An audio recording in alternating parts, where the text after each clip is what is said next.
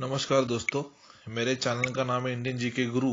और आज मैं आपके सामने जो पीएमसी बैंक की एक बड़ी खबर सामने आई है उसके बारे में मैं आपको पूरा ब्यौरा देना चाहता हूं। जैसे कि मैंने मेरे वीडियो में कहा है, जो जो डेवलपमेंट पीएमसी बैंक के बारे में आएगी मैं वो डेवलपमेंट आपके सामने लाता रहूंगा।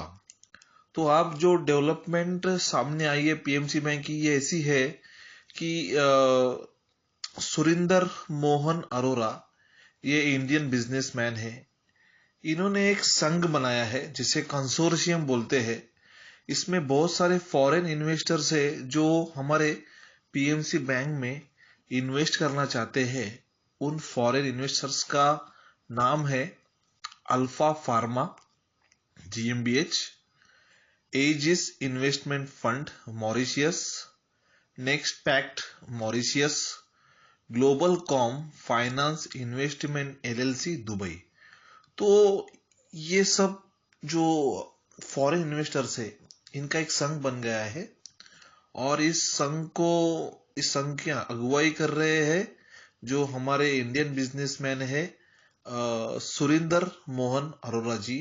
तो ये सब इन्वेस्टर मिलके जो फंड इन्फ्यूज करना चाहते हैं, जो उन्होंने बिड लगाया था हमारे पीएमसी बैंक के लिए, वो टोटल है 6000 करोड़ का। इसके बाद में अरोरा जी की जो कंपनी है इंडिया आइडियल विटामिन फूड, जो जिसके वो हेड है, इसके बाद में उनके ही साथ में भस्मा टेक्सटाइल्स और दो इंडिविजुअल्स ऐसे हैं जिनका नाम है विक्रम आहूजा एंड प्रकाश गणपति पै। ये 500 करोड़ का फंड इन्फ्यूज करना चाहते हैं हमारे पीएमसी बैंक के लिए। तो इन सबका जो टोटल प्लान है जो पीएमसी बैंक टेक ओवर करने का, वो टोटल प्लान है 6500 करोड़ का। तो आरबीआई ने अभी तक किसी को भी जो बिड है उसका विनर घोषित नहीं किया है। आरबीआई ये देख रहा है क्या ये फंड्स क्लीन फंड्स है, इसमें इन्होंने कोई लोन तो नहीं लिया है, कोई फ्रॉड लोन तो नहीं, कोई फ्रॉड फंड तो नहीं है। ये जो फंड्स है, इस फंड को जब ये फंड कोई लेके आता है आरबीआई के पास, तो आरबीआई को ये देखना बहुत जरूरी हो जाता है कि इतना बड़ा अमाउंट जो ये लोग इन्वेस्ट करेंगे, क्या ये इन्वेस्टमेंट अमाउंट अच्छी तरीके से लाया गया है, इसमें कोई फ्रॉड तो नहीं है, इसके ऊपर इन्होंने कोई लोन तो नहीं लिया है। क्योंकि अगर ऐसा कुछ होता है तो इसके बाद में ये बैंक अगर चालू होती है तो उसमें प्रॉब्लम आ सकते हैं। तो आरबीआई एक एक कदम फूंक के रख रही है कि हमारे बैंक को बाद में कौन सी भी तकलीफ ना हो। इसके बाद में और दो बिडर्स थे जिसमें था भारत पे, सेंट्रम और लिबर्टी। इसमें का भारत पे जो है इन्होंने ऑलरेडी हमें ऑफर दी है पीएमसी बैंक डिपॉजिटर्स को, अगर वो ये बिड जीतते हैं तो जितने भी रिटेल डिपॉजिटर्स है उनको पूरा का पूरा फंड, दोस्तों पूरा का पूरा फंड निकालने की इजाजत ये भारत पे सेंट्रम दे सकता है। हालांकि लिबर्टी का जो बिड है इसके बारे में अभी तक आरबीआई ने हमें कुछ भी जानकारी नहीं दी है। तो हमारे फिंगर क्रॉस्ड हो चुके हैं और हमारा जो बैंक का जो फाइनल प्रोसीजर है वो एकदम फाइनल स्टेज पे आ गया है। कभी भी आरबीआई विनर घोषित कर सकती है, लेकिन आरबीआई इसमें यही देख रही है कि जो प्लान्स ये लेके आए हैं वो वायबल होने चाहिए, बैंक अच्छी तरह से चलना चाहिए, आगे जाके भी बैंक को कोई भी तकलीफ ना हो, डिपॉजिटर्स को कोई भी तकलीफ ना हो, ये आरबीआई देख रही है। इसमें जो जो इन्वेस्टर है सुरिंदर मोहन अरोरा, इन्होंने जो अब ऑफर दिया है बिड में, ये ऑफर ऐसा दिया है कि अगर ये बिड वो जीत जाते हैं, अगर ये अपना अरोरा जी ये बिड जीत जाते हैं तो ये पहले जो 5 लाख रुपए का अमाउंट है उसका विड्रॉल डिपॉजिटर्स को करने देंगे।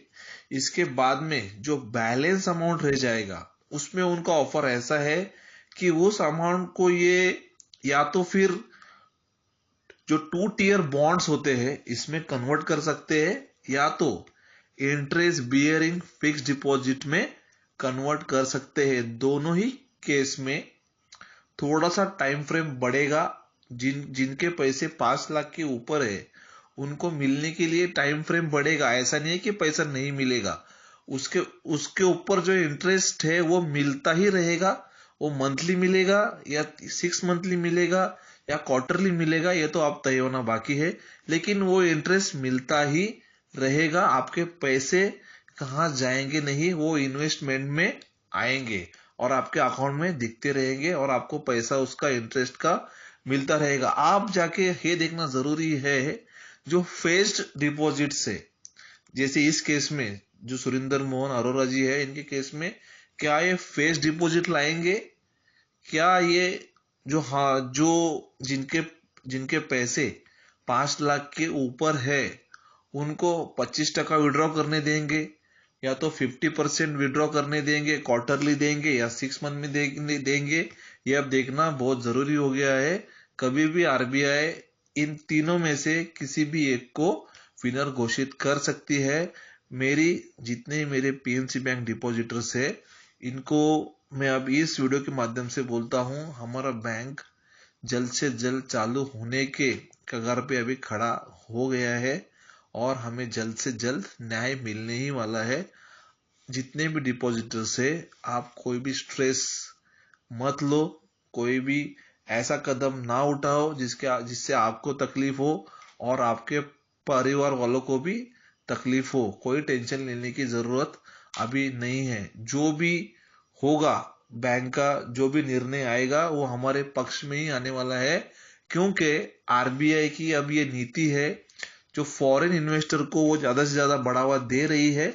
ऐसी आरबीआई की नीति है, क्योंकि अभी पिछले ही बजट में, जो बजट अभी चल रहा था, उसमें निर्मला सीतारमण जी मैडम ने ये कहा था कि हम फॉरेन डायरेक्ट इन्वेस्टमेंट को ज्यादा बढ़ावा दे रहे हैं।